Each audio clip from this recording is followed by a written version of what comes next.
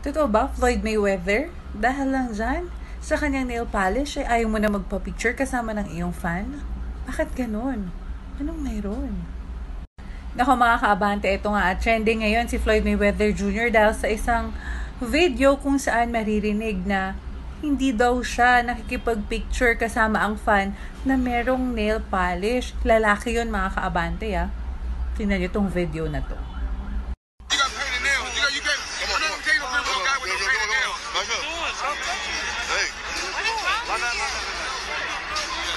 Yeah, bro, Floyd's a homophobe.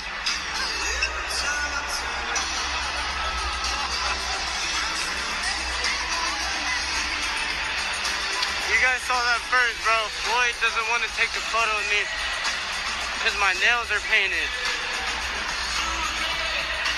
Bro, really?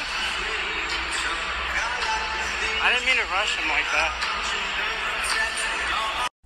So ano mga kaabante, narinig nyo ba yon? Ayaw daw niya magpa-picture kasi nga painted ang nails nung lalaki. So, totoo ba ang paratang sa'yo? Homophobic ka ba, Floyd?